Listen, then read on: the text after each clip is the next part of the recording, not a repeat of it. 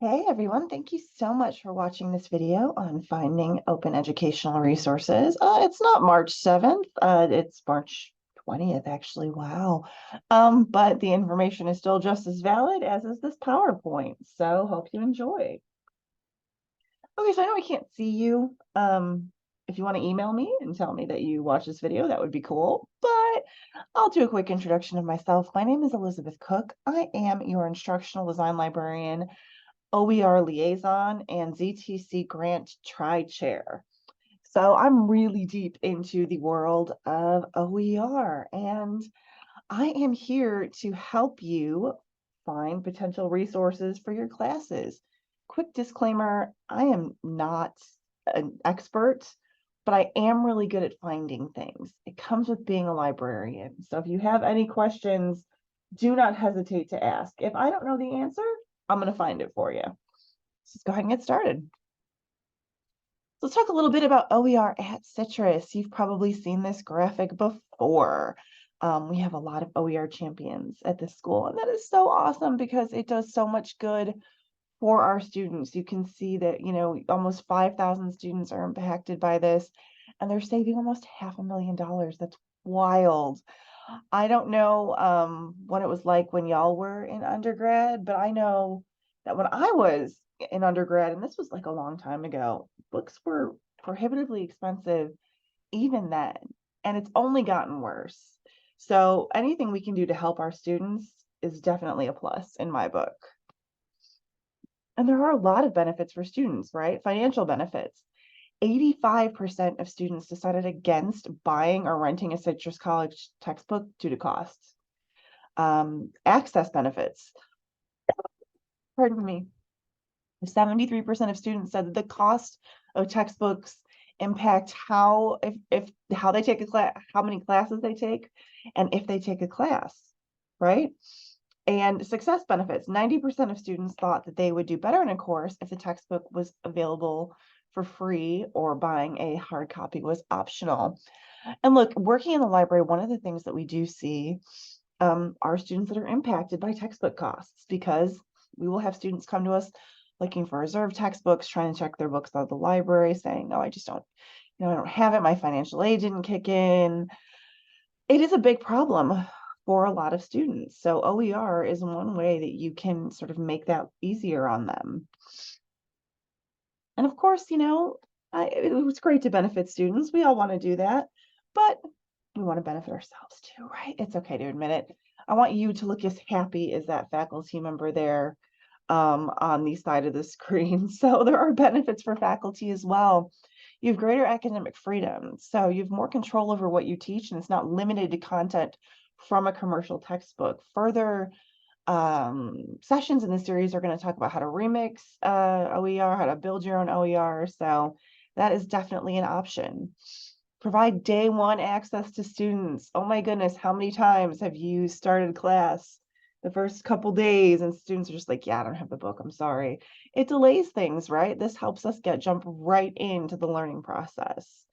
Open pedagogy, which is so fascinating. We can engage students in content creation. And I think that's just like a really cool thing that comes from, this open movement. And of course, we can improve accessibility options for all students.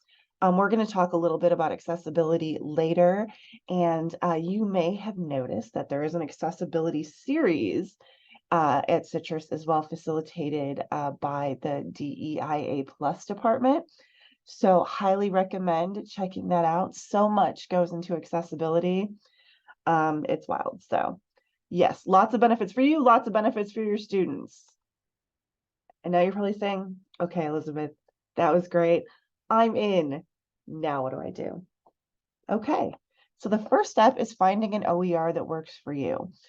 And I know that can seem kind of daunting. You're like, I don't have any idea where to look. I don't know. Like, the nice thing about, I guess, the commercial textbooks is they're just right there and ready to go. But trust me, you can definitely find what you're looking for fairly easily with OER. So let's find out how. So I'm not going to play this video for you because it's like 6 minutes long. The link is right up here, and we will include the link on the page as well, the page for this presentation. But there are, lots of different places that you can look to find and evaluate resources. So here's a few that we suggest. So if you're looking for like ASCC resources, I feel like I said either one too many C's or one too few C's, but however many C's it is. One of the things they do have, which I think is awesome, see if I can click on this, is discipline-specific newsletters. Hopefully that will allow me to do this. Hold on, let me see if I can share the screen again. Here we go. All right, so discipline-specific newsletters here. We have different listservs, and you can also look, for your particular area. This is helpful if you want to talk to other faculty members who have used OER, see what they're using, see what they like about it, see what they don't. We also can find OER by discipline here through the ASCCC. So find it by discipline. Excellent, all sorts of good stuff here. But again, I understand. You're like, it's still a little bit overwhelming. I know. We also have several repositories that might be a little bit less intimidating and a little bit more user-friendly, including the Open Textbook Library, OER Commons, Cool for Ed, and LibreText. LibreText is one that is very well loved and well used in the community college system. So LibreText, makes things easy here. I can just look for topics or book titles. So I'm a librarian. Probably got that. My specialty is information literacy. Let's see what happens. Okay, so when I type in information literacy, it is going to show me all sorts of different stuff that I have available, which is kind of awesome, right? I can go through here. I can say, okay, well, I really like the Information Users Literacy Guide. Great. Let's look at the table of contents here, see what works, what looks good to me. And the nice thing is that I can pull from OER. If there's a chapter that I like in this book and maybe a chapter that I like in another book, that's totally fine. That's the point of OER, is that I can put things together and create kind of my own unique textbook based on what I want to teach. Now, one of the things that I really like about LibreText, and again, we're going to go into this in other sessions, so feel free to join us, the variety of ways I can access it. Right, I can read it online, which is super sweet. I can buy a print copy, or I can download an LMS file and drop it right into my Canvas. LibreText and Canvas sync up beautifully. It is so convenient. And that's really the name of the game, right? We were already doing a lot. So I always tell the students, I know y'all are working hard. Let me teach you how to work smart. And I feel like that double applies here. I know y'all are working hard. So working smart, just take the LMS file, boom, drop it right into your Canvas, and there's your textbook. It's good to go. So LibreText is, something that is definitely big and popular in the community college system. Cool for Ed. Here allows you to search by your CID. So that can be really helpful if you're looking for something to see like, oh, what are people using that's equivalent? That is definitely something that can help you here. I don't know if library science is a discipline. It should be. Let's pretend I'm looking at astronomy. Sure. There we go. And so what you might notice is that there are, some things you're like, oh, so I can see this here is on Merlot, and it's also at Cool for Ed, which I see, is another thing that we talked about. Yeah, a lot of times you're going to see the same OER resources listed on different websites. So what's nice about that is you can kind of pick the one that is most user-friendly to you. Like maybe you do not like LibreText for whatever reason, but OER Commons you're down with. Lots of things are cross-posted, so you are able to just pick from wherever makes you happy. So now comes the question where you're like, well, wait a minute. How do I know that this is any good? right? How do I know OER is any good? And it's a fair question. Um, I will say that, when it comes to evaluation, you are your best subject expert. I am happy to find OER, to find resources for you and send them your way. But I am what would my father say, jack of all trades, master of none. You're the expert in your subject, so you're going to be the best person to determine if it is going to work for your classroom. Now, in terms of traditional textbook, who is determining it now, there is a peer review process for some, and of course, publisher appointed reviews. So in terms of OER, that exists as well. And you can see here lots of different links and editorial, well, I want to say editorial standards. It's a little bit more journalistic, but educators are not just going to put things out there and say, here, use this without making sure it's good. You know that you wouldn't do that, right? And nobody else would do that either. So each one of these has a separate process for how it gets, through peer review and how it becomes an OER, how it's allowed to become an OER.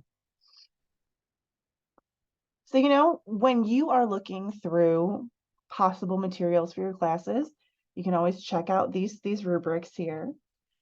And of course, watch out for red flags. Like, this, right? Typos, big red flag, currency. That is going to be an issue, but that's an issue with traditional textbooks as well, right? We want to make sure the information is current and everything is up to date. And again, you are in charge here. You get to determine your best options. Okay, so how do I start? Well, there is, again, this is a link. It's going to take you to an OER starter kit. It's going to show you what to look for. If you're like, okay, I don't have any idea what to look for in terms of an OER, that's okay. It is going to show you what sort of key points that you need to highlight here. And of course, it's going to talk about, is it clarity, comprehensibility, readability? Is the content, is it clear to students? Is it consistent language and formatting? Is it well organized? Your students and what their capabilities are and what you want their capabilities to be, right? Again, this is one of those times where I'm like, you are your own best judge here. Again, content and technical accuracies. That is something that you are going to know based on your expertise. I mean, I can certainly look for things like grammatical or typographical errors. I'm pretty good at that. But if you're handing me a book on, let's say, astronomy and saying, hey, are there any factual errors? I have no idea. I don't know. I'm sorry. So it's something that we want to watch out for. But again, you're the best subject expert here. Okay, so the nice thing about OER is that we can put it into different formats that will allow adaptations, modifications, and things like that. Sometimes it can be easier than having a printed book, right? Because not everybody learns well just by the printed word, right? We all learn a little bit differently. So the nice thing about OER is that we can sort of change and move around. And of course, this. You are going to look at it and say, is this good for my students? Does it align with my course? And is the content level appropriate? Okay, so one thing that you might have noticed, like, let's go back over here so you can take a peek. So you'll see a license here, right? It looks kind of confusing, and I'm not going to lie to you. It is. There are lots of different types of licenses that can go along with an OER. So what you're going to see is this little graphic down here, and it's going to, explain to you what that is. So they get progressively more limiting, right? Public domain, open, no problem. CC BY, open, no problem. And then it gets, a little bit more limiting depending, like, oh, CC BY share alike. It has to be under the same license. You can't make any, you can't make any money off of it, right? You can't change it at all. So that is something to keep in mind when you're looking at materials, to make sure that they all kind of fit together and that their licenses agree with each other. Again, it can be very confusing, so please reach out, ask. I am here to help. Um, yeah, it can be a lot. It's like a lot of different combinations and things. So this is my little portion where, what about AI? And I know that AI can be a bit of a dirty word in academia, right? We don't want to talk about it, but it can actually help you. One of the things that I've noticed students do, and I do this myself, is like you immediately go to Google when you have a question, right? And then you get a bunch of sponsored content and ads and crazy things that you have to go through before you find anything that can help. One of the nice things about AI is that it sort of takes all of that gobbledygook out of the equation. So let's take a look at AI here. So this is Claude. Claude is my preferred AI. I've used several of them. This is just the one that I like the best. And one of the things that I like is that I can ask, I need a college level OER information literacy.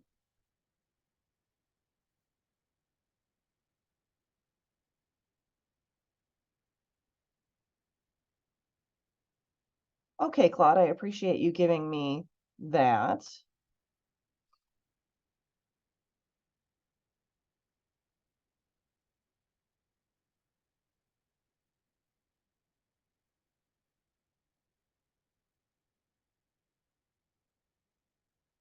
Okay, so I asked it, at first it gave me, here's how to build your own, which is nice. Thank you, Claude. I appreciate that, and I will take it under consideration. But if I'm really just looking for titles that already exist, I can say, hey, I need college level OER on whatever. Let's do a topic that's not information literacy.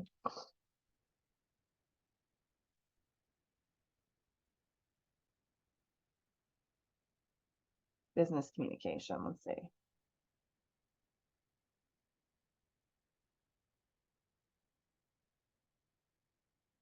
Okay, so then it's going to give me some suggestions here.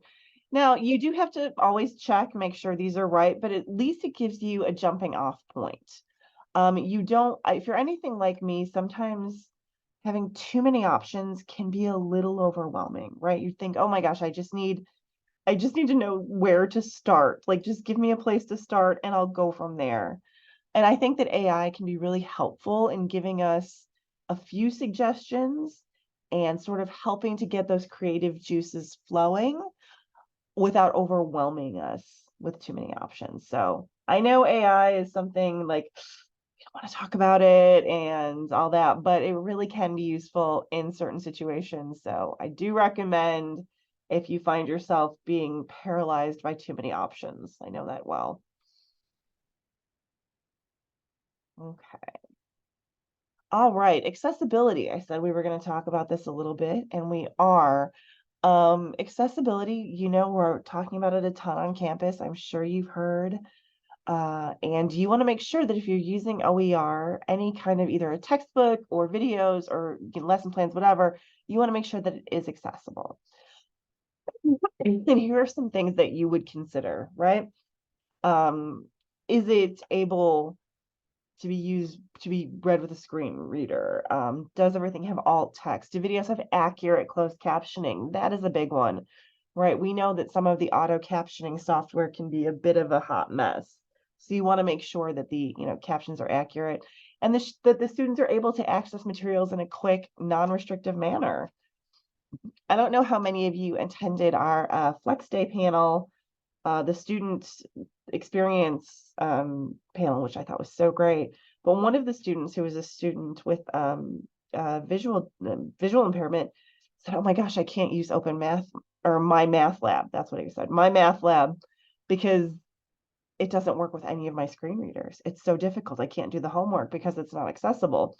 And that's just something, to keep in the back of your mind, something to consider. Like, it's not all students, but if it's even just one student who can't access it, that's a problem. And of course, if you want to know more about accessibility, you can always attend the workshop series located in LI 118. I don't know when you're watching this video. It is currently 2024 spring semester, so these are the dates for that. And of course, you can also take the OER Basics course, Accessibility Basics Self-Paced course, and that is through at one, and there is a $500 stipend available if you choose to take that. So you learn something, you get some money, everybody wins. Okay, now we've reached the pug head tilt of curiosity. Like, whenever I talk to my dog, that is my dog Cowboy, and whenever I say something that he doesn't quite understand, I get the pug head tilt of like confusion. What, mom? What? And I get it. Like, in this case, you might be doing the pug head tilt of confusion right now because it's a lot of information in a short amount of time. But that's why I'm here. Never hesitate to ask questions. You can, come to the library, talk to me, email me, call me, whatever. I joke that I spent a lot of years in the entertainment industry and I am compulsively reachable as a result. So never hesitate, reach out. If I don't know the answer, I'm going to find it for you, I promise. So thank you all so much for watching this. If you have any questions, let me know. I hope to see you at some of our other sessions. And thank you for considering OER for your students, for the college, for the future. Thank you so, so much. Have a great day.